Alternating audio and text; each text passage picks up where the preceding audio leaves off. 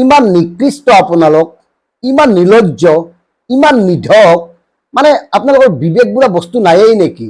আপোনালোকে দামী দামী গাড়ী লৈ ঘূৰে, ফৰ্চুনাৰ, ইনোভা, স্কৰপিঅ', বলেৰো এনেকুৱা গাড়ীত ঘূৰে। আপোনালোকৰ লাইফষ্টাইলটো সাংঘাতিক। তেতিয়া লাজ নালাগেনে? আৰু আপোনালোকৰ ল'ৰা ছোৱালী কি ভাবিছে? আপোনালোকে 2 নম্বৰী টকাৰে অমৃত কিনিম বুলি ভাবিছে নেকি?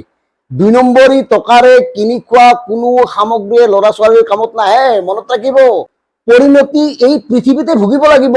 আপোনালোকে যদি ভাবিছে আপোনালোকে সুখত আছে, শান্তিত আছে, আপোনালোকে যদি ভাবিছে যে সাধাৰণ মানুহখিনিক ঠগাই, সাধাৰণ মানুহখিনিক টকা মাৰি আপোনালোকে বিলাসিতা কৰি সাংঘাতিক জীৱন যাপন কৰি আছে, ভুল কথা। একোডাল নিব নোৱাৰে, মৃত্যুৰ সময়ত লগত একোডাল নিব নোৱাৰে। এই কথাটো আপোনালোকে নাজানে নেকি?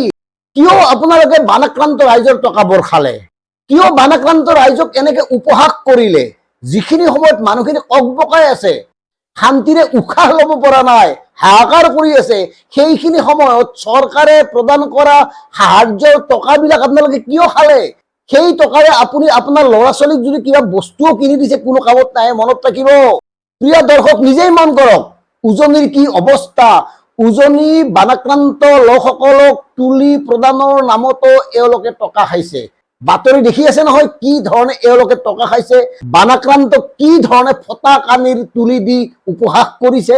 3 ফুট দীঘল আঁঠুৱা দিছে, 2 ফুট বহল তুলি দিছে, যি তুলিৰ ওপৰত এওঁলোকৰ পোহনীয়া কুকুৰ অকণ নথয়। মন কৰক ডাঙৰ ডাঙৰ মানুহবিলাকে কেনেকে কুকুৰবোৰ পালন কৰে, আৰু এওঁলোকক এই তুলি দিছে।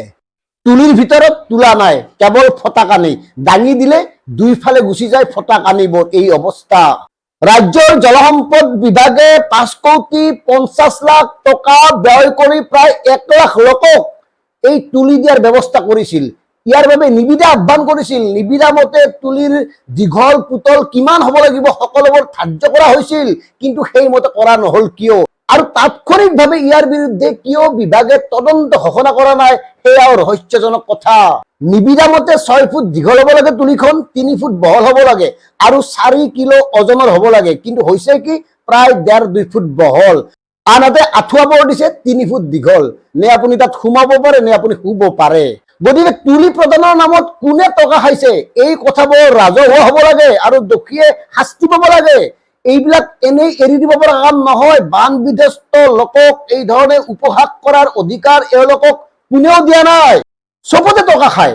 বানপানীৰ টকা কেইটাও খাব লাগে নেকি? ভাবকচোন, টকা কোনটো বিভাগত কোনে নাখায়, কোনটো কামত নাখায়, অথচ বানপানীৰ সাহায্যৰ নামত প্ৰদান কৰা টকাখিনিও যদি খায়, কেনেকে সহ্য কৰিব কওকচোন? এওঁলোকক আপোনালোকে গালি নাপাৰি মন গ'লেতে এনেকুৱা লাগে লাইট পষ্টত বান্ধি পিটিব লাগে, এনেকুৱা মন যায়। কিন্তু লাভ নাই, নোৱাৰো, আমি নোৱাৰো, আমি সাধাৰণ মানুহ কৰিব নোৱাৰো। এওঁলোকৰ বিৰুদ্ধে কোনো তদন্ত নহয়, কোনো ব্যৱস্থা নহয়, কাৰণ এওঁলোক চব ডাঙৰ মানুহ। মাটি গ'ল, ভেটি গ'ল, 10-15 বছৰ পিছুৱাই গ'ল জীৱন। তাৰ পিছত কিয় এই লৰা ধেমালি কৰিছে ৰাজ্যৰ জলসম্পদ বিভাগে? জলসম্পদ মন্ত্ৰীয়ে উত্তৰ দিব লাগে, ক্ষমা খুজিব লাগে বানাক্ৰান্তৰ ওচৰত। আৰু মুখ্যমন্ত্ৰী মহোদয়, আপুনিও এই বিষয়টোত হস্তক্ষেপ কৰি তাৎক্ষণিকভাৱে তদন্ত ঘোষণা কৰক। আপোনাৰ নামৰো কথা আছে, কাৰণ এই তুলিবোৰক মামা তুলি বুলি ইতিমধ্যে ৰাইজে আখ্যা দিছে। গতিকে মামা তুলিৰ মৰ্যাদা অটুট ৰাখিবলৈ গোটেই বিষয়টো সম্পৰ্কত তদন্ত ঘোষণা কৰক, আৰু দোষীক শাস্তি প্ৰদান কৰক। কথা ইমানেই। মন কৰক প্ৰিয় ৰাইজ, এতিয়ালৈকে বানপানীৰ কাৰণ কাৰক সম্পৰ্কে তদন্ত ঘোষণা কৰা নহ'ল। ইতিমধ্যে তাত আন্দোলন কৰা জাতীয়তাবাদী সংগঠনসকলে বিষয়টোৰ পৰা আঁতৰি গ'ল, বা এই গোটেই বিষয়টো তদন্তৰ আওতালৈ আনিবৰ কাৰণে চৰকাৰক বাধ্য কৰিব পৰা কোনো এটা কাম কৰা নাই কোনো এটা সংগঠনে। মন কৰিব, ঠাণ্ডা ক'ত কোনে কেনেকৈ চলাই আছে। সাধাৰণ মানুহক কৰা অন্যায়ৰ পাপ, সাধাৰণ মানুহৰ অভিশাপ এনেই নাযায়, ভুগিব লাগিব। আপোনালোকে মন কৰক, ভুগিবই লাগিব।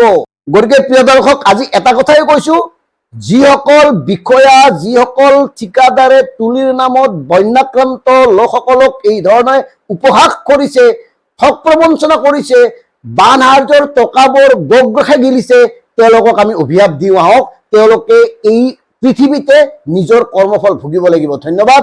জয় অসম।